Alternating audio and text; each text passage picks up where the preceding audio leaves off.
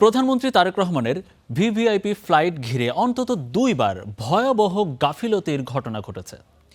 Star নিউজের অনুসন্ধান বলছে, ভিভিআইপি একটি ফ্লাইটে নিয়ম ভেঙে লাইন পাইলটকে করা হয় পাইলট ইন কমান্ড, যার পাইলটের লাইসেন্স নিয়ে রয়েছে প্রশ্ন।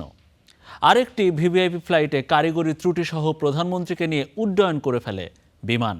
এসব অনিয়মে জড়িতদের শাস্তি তো দূরের কথা, উল্টো পুরস্কৃত করা হয়েছে একজনকে। নাইম আবিরের অনুসন্ধানের রিপোর্ট।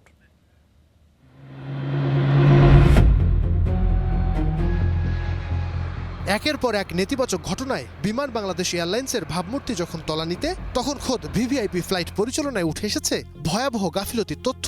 তাতে প্রশ্নের মুখে পড়েছে প্রধানমন্ত্রী তারেক রহমানের নিরাপত্তা। স্টার নিউজের হাতে এসেছে তারেক রহমানকে বহন করা 3টি ফ্লাইটের নথি, যার একটি বাণিজ্যিক হলেও বাকি দুটি ভিভিআইপি ফ্লাইট, যেখানে উঠে এসেছে ক্রু নির্বাচন, নিরাপত্তা ছাড়পত্র ও কারিগরি ত্রুটি নিয়ে গুরুতর গাফিলতির তথ্য। ভিভিআইপি ফ্লাইটের নিয়ম অনুযায়ী ককপিটে একজন ইনস্ট্রাক্টর ক্যাপ্টেন, একজন লাইন ক্যাপ্টেন ও একজন ফার্স্ট অফিসার থাকা বাধ্যতামূলক। তবে গত 9 আগস্ট প্রধানমন্ত্রী তারেক রহমান যে ভিভিআইপি ফ্লাইটে চট্টগ্রাম থেকে ঢাকায় ফেরেন, তাতে এই নিয়ম মানা হয়নি। কক্সবাজার চট্টগ্রাম সফর শেষে প্রধানমন্ত্রী BG618 নামে যে ফ্লাইটে ঢাকায় ফেরেন, সেখানে লাইন পাইলট আব্দুর রহমান আখন্দকে পাইলট ইন কমান্ড করা হয়, যা বিমানের ভিভিআইপি ম্যানুয়ালের লঙ্ঘন। তার চেয়েও ভয়ঙ্কর বিষয় হলো, ক্যাপ্টেন আব্দুর রহমান আখন্দের বিমান চালনার লাইসেন্সের বৈধতা নিয়েও রয়েছে প্রশ্ন। এমন ভয়াবহ ঘটনার পর তদন্ত না করেই উল্টো ক্যাপ্টেন আব্দুর রহমান আখন্দকে গেল 19 আগস্ট করা হয়েছে ডেপুটি চিফ অফ ট্রেনিং। এসব বিষয়ে জানতে স্টার নিউজ যোগাযোগ করে বিমানের ফ্লাইট অপারেশনসের পরিচালকের সঙ্গে। ইনস্ট্রাক্টর পাইলটদের ক্লিয়ারেন্স না আসলে আমরা কাকে দিয়ে ফ্লাইট করাবো? আমাদের তো ফ্লাইট করাইতে হবে, তাই না? এর আগেও হয়েছে এরকম যে সুপারভাইজারি পাইলট দিয়ে অনেক ফ্লাইট হয়েছে। হ্যাঁ, এটা প্রথম হয় নাই। হ্যাঁ, আর এমনি সব ফ্লাইটই একই। পরে তিনি খুদে বার্তায় জানান, বিমানের এমডি ও সিওর সম্মতিতেই ফ্লাইটটি পরিচালিত হয়েছে। নিয়ম ভেঙে কেন বিমানের এমডি সেই ফ্লাইট পরিচালনায় সম্মতি দিলেন তা জানতে একাধিকবার যোগাযোগ করা হলেও এমডিকে পাওয়া যায়নি। পরে প্রশ্ন পাঠালেও কোনো ধরনের সাড়া মেলেনি। দেশের সবচেয়ে একজন ভিভিআইপি প্রধানমন্ত্রী, উনি বিমানে উঠবেন তার আগে তার পাইলটকে আপনার সিকিউরিটি ক্লিয়ারেন্স বাতিল করে দিল, আরেকজন পাইলট চালিয়ে নিয়ে আসলেন।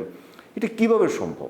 এই যে ওখানে পাইলট যে এরকম হলো, তো এটা বিমানেরও তো একটা কমিটি আছে, তারা কি করেছে? তারাও তো এটা দায়িত্ব পালন করেনি। এখন গোয়েন্দা সংস্থা তো বিমানের কাছ থেকে লিস্ট নিয়েছে। আপনি জিনিসটা চিন্তা করেন, তাহলে বিমান কি করেছে?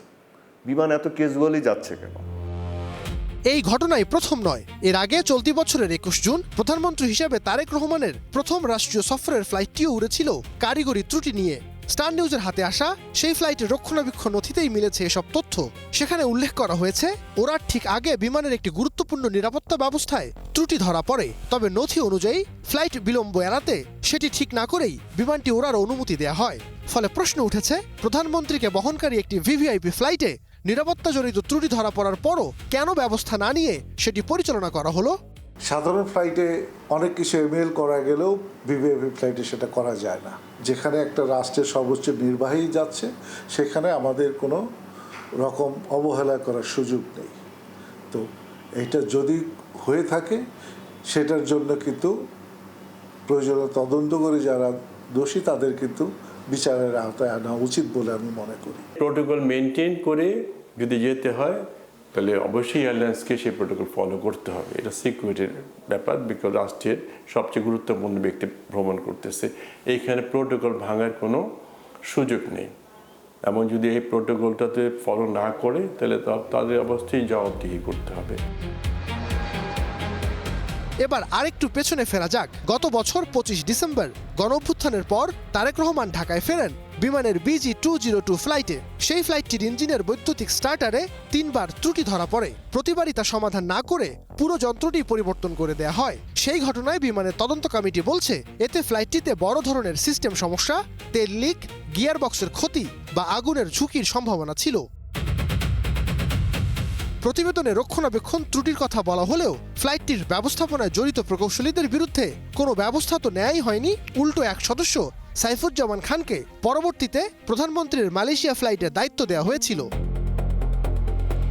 প্রধানমন্ত্রীকে বহন করা ভিভিআইপি ফ্লাইটের নিরাপত্তার প্রশ্নে কোনো রকমের আপোষের সুযোগ নেই, কিন্তু আমাদের হাতে আসা নথি বলছে বিমানের কমপক্ষে 2টি ভিভিআইপি ফ্লাইটে ক্রু নির্বাচন, নিরাপত্তা ব্যবস্থা, কারিগরি ত্রুটি এবং দায়িত্ব বন্টন নিয়ে গুরুতর গাফিলতির চিত্র উঠে এসেছে। প্রশ্ন হলো, যেখানে ভিভিআইপি ফ্লাইটেই বিমান নিয়ম মানছে না, ঠিক সেখানে কিভাবে সাধারণ যাত্রীরা বিমানের উপর আস্থা রাখবে? নাইম আবির, স্টার নিউজ, ঢাকা।